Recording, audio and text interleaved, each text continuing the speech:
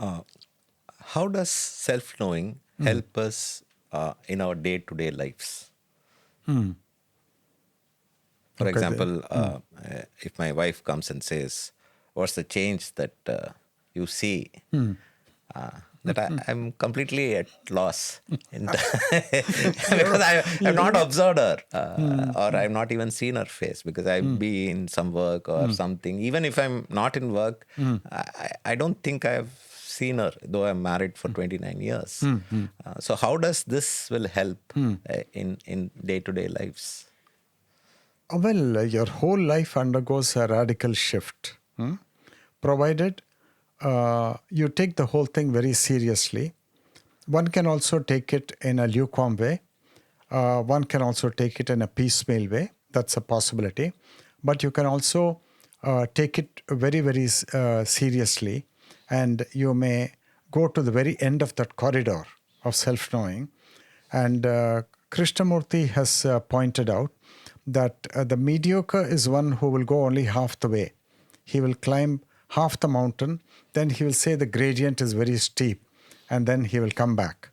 And as explorers, whether we are a sportsman, whether we are a mountain hiker, and whether we are scientists, and whether we are artists, you see that people of excellence in all these areas, they don't stop halfway. They go the whole hog. They go right up to the extreme. So one has to go till the extreme. If one is to go to the extreme, then there is a certain condition which has to be fulfilled, and we should not overlook that condition. And that is that we have to prioritize this. Now, usually, self-knowing may begin, that is, you knowing yourself. It may begin through a certain episode in your life, and you have become self-knowing. Suddenly you realized that I'm not what the image I'm projecting to the other world, I'm something else. And you pause to digest that contradiction, which you just accidentally discovered.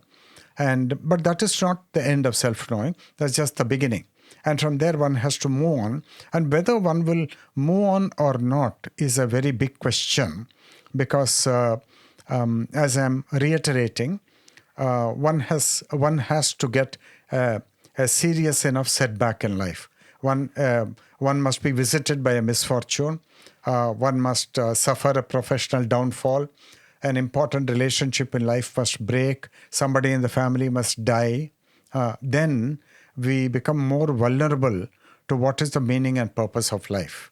So once that happens, and then there has to be a coincidental or a synchronous event of somebody putting that teaching into your life or giving that teaching to you more or less at the same time when your downfall happened. When your downfall, when the shock of your life, when death in the family, these are gigantic events in life. They are not insignificant. They will always stand out as milestones in our life. At that time, if the right kind of teaching comes to you, then you may take that, if you have enough faith and you are vulnerable and open to the teaching, then it's possible that you will start drinking the nectar of that teaching. And if you start drinking that nectar of that teaching, then that may result in your not being satisfied with an initial and partial immersion in self-knowing, but you may go into deeper waters rather than remain in shallow waters.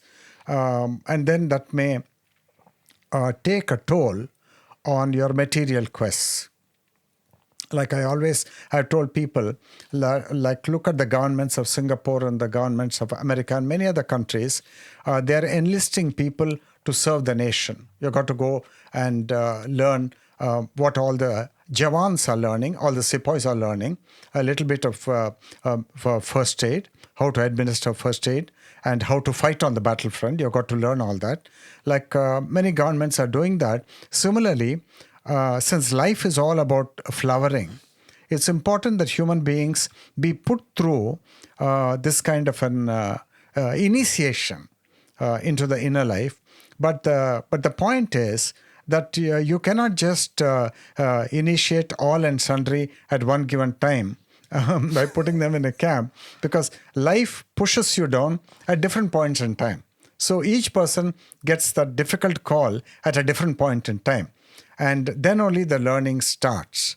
And when the learning starts, you have to prioritize, and you must turn your back on material success. And later on, it will turn out to be an extremely good thing, as you will discover yourself. But without prioritizing and without going fully, all the varied repercussions and the so-called blessings of self-knowing won't be in evidence. The first thing that will happen is slowing down. Then all the senses begin to work at peak efficiency.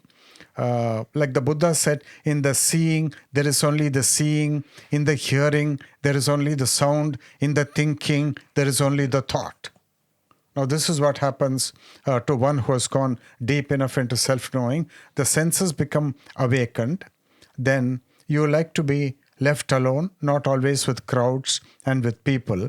And because being by yourself and being immersed in yourself, you found that to be a most magnificent thing.